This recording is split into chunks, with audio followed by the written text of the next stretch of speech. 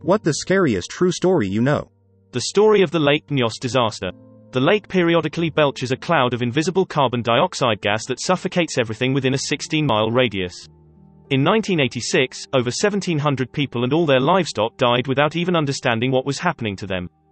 The Nutty Putty Cave Incident. A spelunker got stuck upside down in a narrow cave for 26 hours. Crews tried to pull him out with pulleys, but had to be careful not to break his legs, because that could be fatal with the circumstances he was in. Rescuers even almost dislodged him, only for an anchor to fail at the last second, plunging him back into the crevice. He eventually died, and they sealed the cave shut with him inside. I've told this story before. I'm an eye doctor and I had a patient come to me with an infected eyelid. 2 other eye doctors tried to treat and failed. They were dumping all sorts of medicine into it and it wasn't getting any better. At this point, it was swollen and painful for weeks with no improvement despite being on tons of meds. Apparently, neither of them thought to flip the lid upside down. You know that gross trick some kids do with their upper eyelids? It was a painful maneuver for her very swollen eyelid, which might explain it. Anyhow, there appeared to be what looked like a visible abscess inside the tissue with thick gooey material. I thought I'd give it a nudge and saw it move. This wasn't an abscess, it was something else. I managed to remove it quite easily in one whole piece. It was a fly larva. The patient told me that she had a bug hit her in the eye a few days before she got this infection. I removed the larva and within 2 days the wound closed and she was 100% recovered on basic antibiotic eye drops. Yes, I do have the photos from this case for those interested. TLDR. Patient had a bug lay an egg in her eyelid and I removed the larva. A guy in a sinking ship found an oxygen bubble and only drank a sip of Diet Coke every 7 hours. He was rescued after 60 hours after being under constant danger from drowning and even sharks. The story of Jamie Kloss is terrifying. In rural Wisconsin last year, a 13 to 14-ish-year-old girl went missing after her parents were murdered in their home. Police arrived within 4 minutes or so, but she is just gone. Of course, speculation is that she was kidnapped, or that she was in on it, or dead, or whatever. Nobody knows because she has completely vanished. 88 days later, in the dead of a northern Wisconsin winter, she runs out into the street to a woman walking her dog. She had been held captive about 40 minutes from her home. All of that is scary enough, but here's the terrifying part. She had never had any contact with the guy that murdered her family and abducted her. One day he was driving to a new job, at which he only lasted a day, and saw her get on the school bus. At that moment he decided that he was going to take her. There was no warning, no grooming. There was absolutely nothing that she or her family could have done to avoid everything. A creepy young man saw her from 100 feet away and decided that he would murder her family and take her for himself. The murder of the Groney family. The deranged pedo named Joseph Edward Duncan was already on the run from the cops for a past sexual assault. He was incredibly charming and manipulative, and was truly pure evil. He camped outside a family's rural home, unseen by them. He picked it out after driving past it and seeing children's toys outside. He watched them from afar, got to know their routine with the intent of kidnapping the children, 10-year-old Dylan, 8-year-old Shasta. Jed found the lock on the door was broken, entered the home in the middle of the night and tied up the mom, dad and teenage son. He put Shasta and Dylan in his car and killed the rest of the family with a hammer. He traveled around various campsites and cabins with Shasta and Dylan captive, sexually abusing, torturing and raping them. He eventually shot Dylan but Shasta talked him out of killing her. Jed ended up telling her she taught him how to love. The scariest part is a CCTV footage of Jed and Shasta at a gas station. Because you could easily believe they were just a normal dad and a grumpy daughter if you were an onlooker. U2.be/zttd-mikedaw. Eventually, he took her to a diner where he was finally apprehended when a waitress noticed something was up and Shasta was saved after 7 weeks in his clutches. As he was dragged away, he called to her, "Promise me you'll visit me in prison," and she said she would. I don't know if she ever did. Jed was put on death row and found to be guilty of 3 previous child murders. He died a few months ago from cancer. But the worst part of it all is how horrible Shasta's life has been afterwards. Drug addiction, in and out of jail, losing her children, etc. Just the most horrifying story ever. Allison Botha. On December 18, 1994, Port Elizabeth resident Allison Botha was abducted, raped, stabbed and left for dead by Franz Du Toit and Theuns Kruger. They slashed her throat 17 times, so deep she had to hold her own head on as she crawled to the road for help. With her other hand she had to hold in the organs spilling from her stomach, where she had been stabbed more than 30 times. By some miracle the knife thrusts had missed her main arteries, so she did not bleed to death and was able to breathe through her severed trachea. There is a documentary that is on Amazon Prime called Allison. Worth the watch but might be traumatic for some viewers. Trailer for Allison movie camera. In 1949, Timothy Evans was wrongly executed for murdering his pregnant wife and daughter. The actual murderer, John Christie, was a prosecution witness at Evans' trial. After Evans was executed, Christie went on to kill 4 more people. Had the police handled the forensic evidence properly, Christie would have been caught when they were investigating Evans, and those 4 people would still be alive. The government didn't acknowledge that Evans was innocent until 2004. The Reina Marroquin story. A young lady had an affair with her boss in the 1960s, got pregnant. After threatening to tell her boss's wife, she was killed by her boss, who then put her body in an industrial barrel. He hid the barrel in his house for years and none of the various owners opened it due to the weight.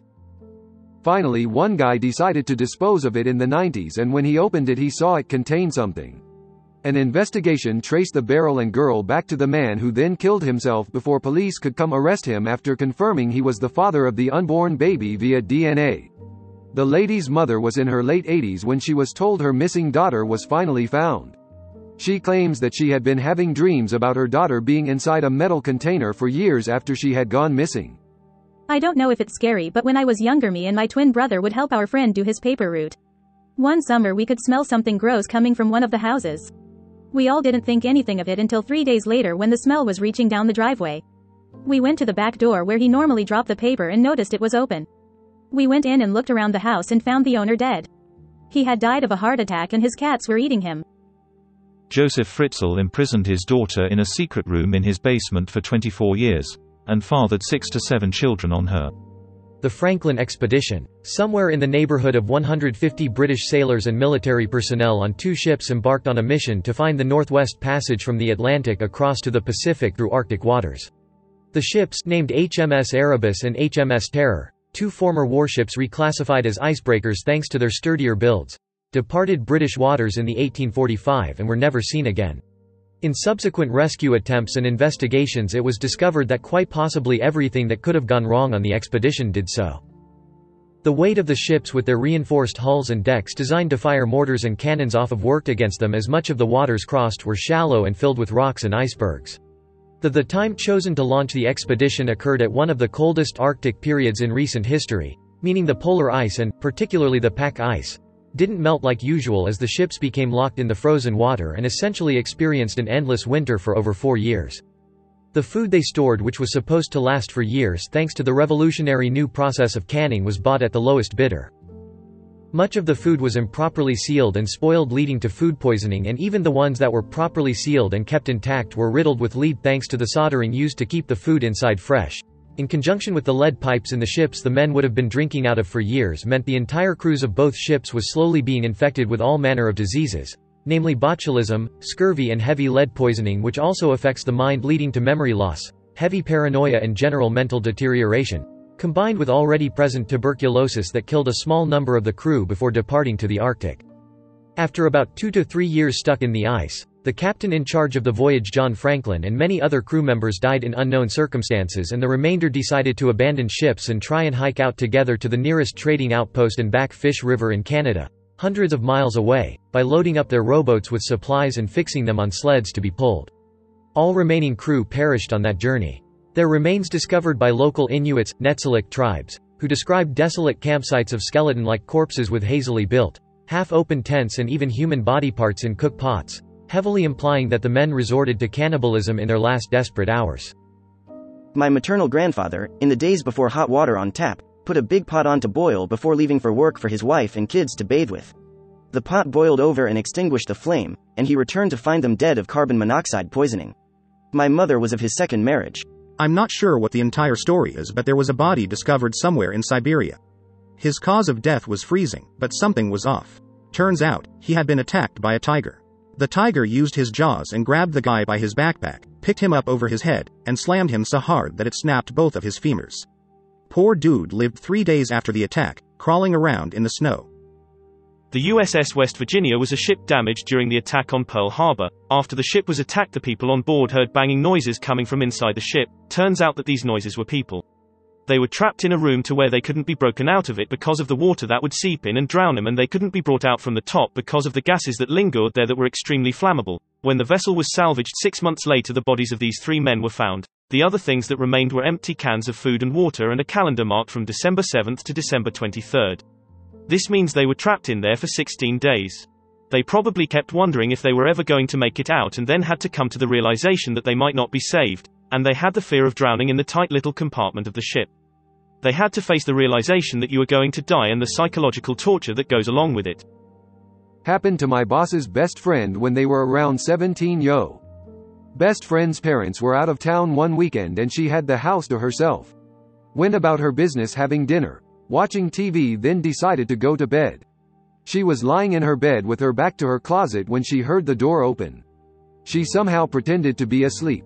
The man who was hiding in the closet walked around her bed to the side she was laying, facing, gently stroked her hair and face, then left.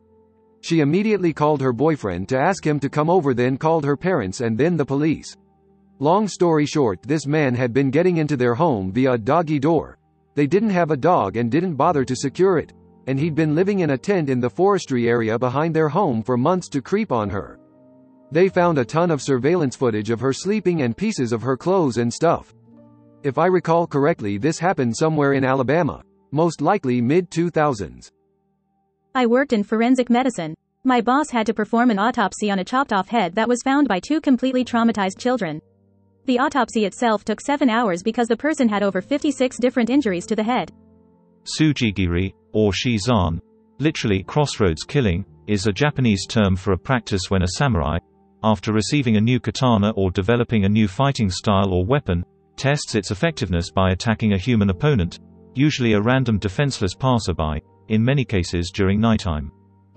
I can't imagine how terrifying it must have been, being an innocent traveler walking a trail at night, when suddenly an elite swordsman just materializes from the shadows and begins butchering you and your family, just for fun, and he's going to get away with it too because this was during the lawless Sengoku period when samurai were a protected elite class.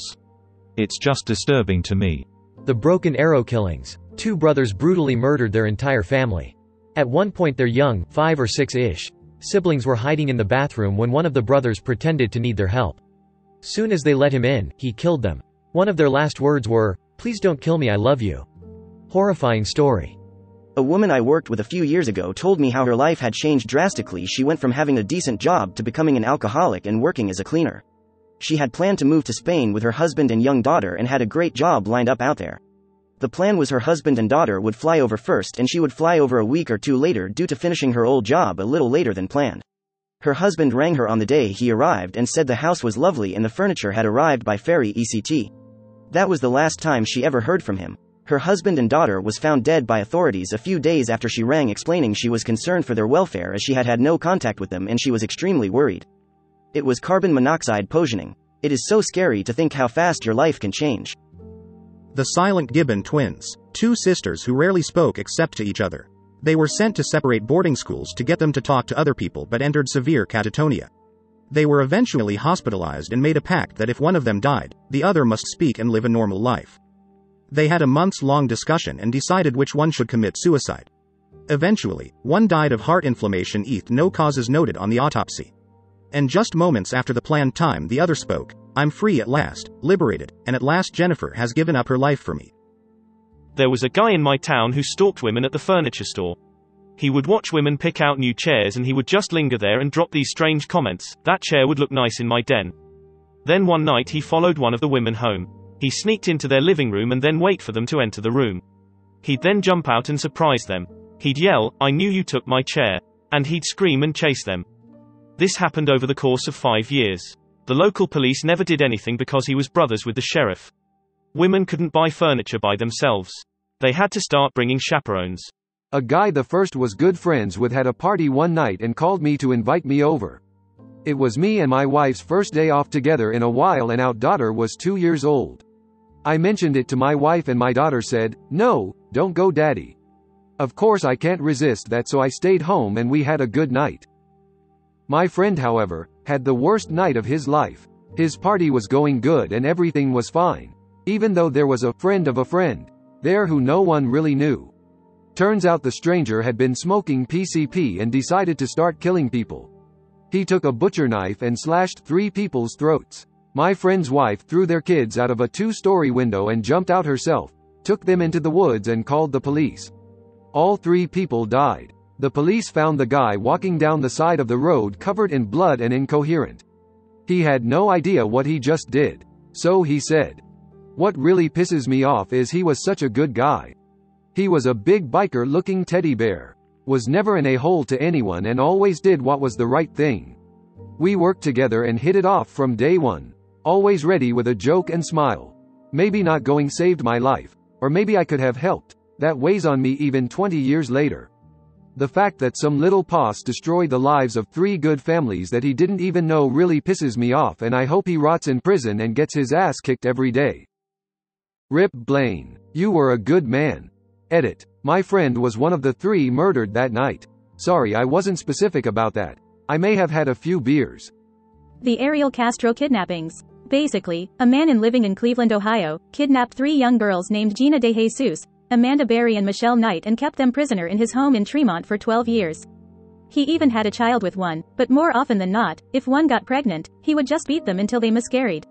Eventually, one escaped with the help of a man named Charles Ramsey who contacted police. Castro was then arrested and the other 2 girls were saved. If that's not bad enough, the mother of De Jesus went on a talk show with semi-renowned and infamous psychic Sylvia Brown, who told her that her daughter had died in Japan after being sold into sex slavery by Vietnamese human traffickers. A woman 2 blocks away from my house had multiple children and was pregnant again. I heard my mom talking about her. She has more kids than me and she about to have another.